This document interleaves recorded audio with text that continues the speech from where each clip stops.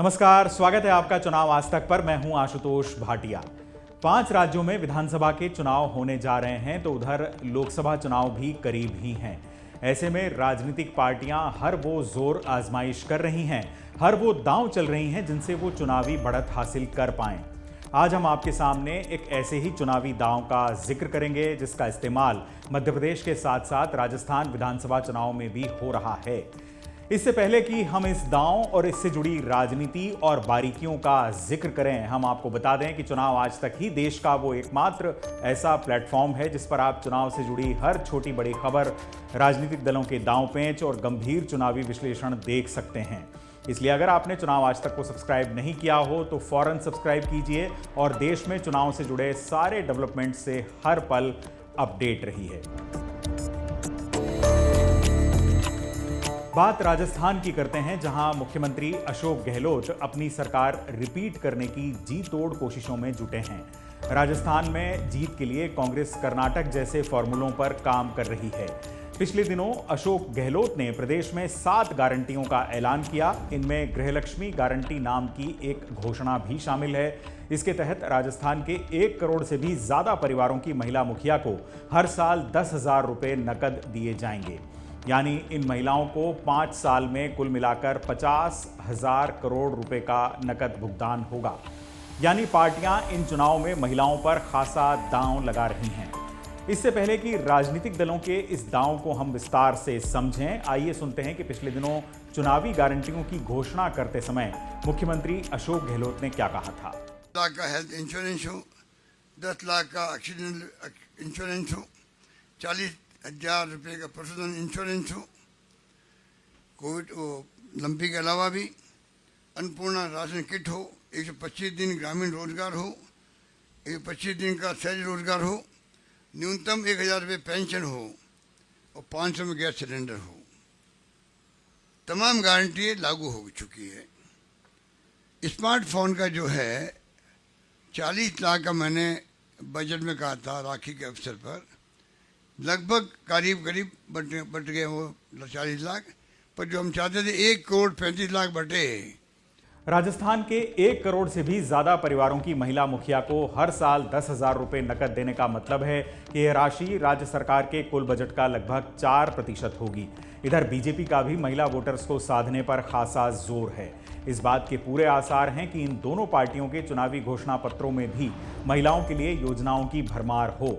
हम आंकड़ों के लिहाज से समझने की कोशिश करते हैं कि राजस्थान में महिला वोटर्स की अहमियत कितनी है। राजस्थान में कुल 5 करोड़ 25 लाख मतदाता हैं। इनमें 2 करोड़ 73 लाख पुरुष और 2 करोड़ 52 लाख महिला वोटर्स हैं।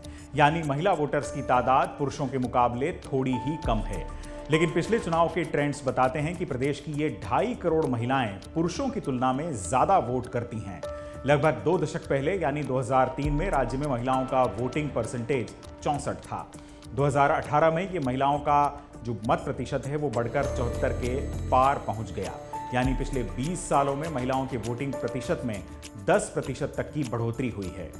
राजस्थान में चुनाव आयोग के अधिकारियों ने बताया कि राज्य में पिछले 1 महीने में 20 लाख नए मतदाता जुड़े हैं, जिनमें लड़कियों की भी अच्छी खासी तादाद है। प्रदेश की 200 विधानसभा सीटों पर औसतन 5 से 14,000 तक नए वोटर जुड़े हैं। इसके अलावा राजस्थान की 4 विधानसभा सीटें ऐसी हैं जहां पुरुष और महिला मतदाताओं की संख्या में अंतर 800 से भी कम है। राजस्थान में कुल विधानसभा सीटों की संख्या 200 है, यानी बहुमत का आंकड़ा 101 सीटें हैं। पिछले चुनाव को देखें तो राज्य में ऐसी सीटों की संख्या भी अच्छी खासी रही जहां विजेता और पराजित उम्मीदवार के बीच अंतर बहुत कम रहा था। 2018 में 38 सीटें ऐसी थीं जिनमें हार और जीत का अंतर महज 5,000 वोटों के आसपास रहा था। इतना ही नहीं, 10 सीटें ऐसी थीं जिनमें उम्मीदवार केवल लगभग 1,000 वोट के आसपास से ही जीत पाए थे। जाहिर है दोनों पार्टियों की कोशिश है कि इन सीटों को अपने पाले में पक्का किया जाए। ऐसे में महिलाओं की तरफ से मिला अतिरिक्त समर्थन किसी भी पार्टी के पक्ष में माहौल को झुका सकता है। राजस्थान में महिला वोटर्स की संख्या में हुआ इजाफा और जागरूकता वो बड़े कारण हैं जिनकी वजह से सरकारें महिलाओं से जुड़ी योजनाओं को अहमियत दे रही हैं। गहलोत सरकार ने इंदिरा गांधी स्मार्टफोन योजना का ऐलान भी महिला वोटर्स को ध्यान में रखते हुए ही किया था। करीब 1 करोड़ 35 लाख महिलाओं को इस योजना के तहत स्मार्टफोन देने की घोषणा मुख्यमंत्री ने की थी। इतना ही नहीं, 500 रुपए में गैस सिलेंडर और अन्नपूर्णा फूड पैकेट योजना भी महिलाओं को ध्यान में रखकर ही घोषित की गई थी। ग्रामीण क्षेत्रों के लिए 1000 इंदिरा रसोई चल रही है, जिसमें 8 रुपए में आपको भरपेट भोजन मिल रहा है। कहीं नहीं हो रहा है ये किसी प्रदेश में। Indira Gandhi gas cylinder subsidy योजना के तहत 500 रुपए का आपको गैस सिलेंडर मिलता है। इन्होंने 1200 तक इसका दाम कर दिया था, बढ़ा दिया था। अब चुनाव आ रहा है, उसको घटाने जा रहे हैं, वो भी अपने प्रदेशों में। कांग्रेस और बीजेपी दोनों पार्टियां महिलाओं से जुड़ी योजनाएं बनाने की बात तो बढ़ चढ़कर करती हैं, लेकिन आंकड़ों के मुताबिक महिलाओं से दुष्कर्म के मामले में राजस्थान मध्य प्रदेश के बाद दूसरे नंबर पर आता है। ये बेहद अफसोस की बात है, जबकि महिलाओं के लिए सबसे ज़रूरी मुद्दा सुरक्षा का ही है। इसी तरह चुनाव में महिला उम्मीदवारों की नुमाइंदगी की अगर हम बात करें तो भी राजस्थान में स्थिति उतनी बेहतर फिलहाल दिखाई नहीं दे रही है। मौजूदा चुनाव में महिलाओं का अगर जिक्र करें तो कांग्रेस ने राजस्थान में 156 उम्मीदवारों की घोषणा अब तक की है। इनमें से महिला उम्मीदवारों की संख्या केवल 21 है, यानी राज्य में कांग्रेस की महिला उम्मीदवारों की संख्या 13% के आसपास है। वहीं अगर बात बीजेपी की करें तो पार्टी ने अब तक 124 उम्मीदवारों के नामों की घोषणा की है। इनमें 13 प्रत्याशी महिलाएं हैं, यानी करीब 10%। जाहिर है टिकटों का ये वितरण महिलाओं को संसद और राज्य विधानसभाओं में 33% नुमाइंदगी देने के इन पार्टियों के वादे से जरा भी मैच नहीं करता। अभी बीजेपी और कांग्रेस की सूचियां लगातार आ ही रही हैं। ऐसे में देखना होगा कि सारी सीटों पर उम्मीदवार घोषित होने के बाद महिलाओं को भागीदारी देने के मामले में इन पार्टियों का कमिटमेंट कितना रहता है। वैसे लोकतंत्र के महापर्व में महिलाओं की भागीदारी का बढ़ना यूं एक अच्छी खबर है। अगर बात बीजेपी की करें तो चुनाव से ठीक पहले पारित महिला आरक्षण विधेयक पार्टी का बड़ा दांव था, जिसका बीजेपी को पूरे देश में फायदा मिलने की संभावना जताई जा रही है। इसके अलावा केंद्र के स्तर पर करीब 10 करोड़ महिलाओं के लिए रसोई गैस उज्ज्वला योजना, महिला उद्यमियों को 27 करोड़ रुपए से ज्यादा का लोन जैसे कदम भी मोदी सरकार ने उठाए हैं। इंडिया टुडे एक्सिस माई इंडिया पोस्ट पोल के मुताबिक भी पता चला था कि पिछले लोकसभा चुनाव में महिलाओं ने प्रधानमंत्री नरेंद्र मोदी को भारी समर्थन दिया था।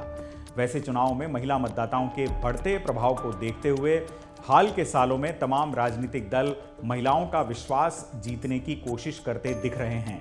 इनमें रियायती कीमतों पर खाना पकाने का ईंधन, मुफ्त बस यात्रा और शराबबंदी जैसे कदम भी शामिल हैं। संसद और राज्य विधानसभा में महिलाओं की भागीदारी बढ़ाने के कदम स्वागत योग्य हैं, लेकिन जो आंकड़े हमने पेश किए हैं उनसे ये पता चलता है कि राजनीतिक दलों की कथनी और करनी में अभी काफ़ी अंतर है, जिसको दूर किए जाने की दरकार है। उम्मीद है आपको ये विश्लेषण पसंद आया होगा। चुनाव आज तक में मेरे साथ फिलहाल इतना ही। चुनाव से जुड़ी तमाम खबरों और ऐसे ही दिलचस्प चुनावी विश्लेषण के लिए देखते रहिए चुनाव आज तक। वीडियो पसंद आया हो तो लाइक करें, साथ ही हमारा चैनल सब्सक्राइब करना ना भूलें। नमस्कार।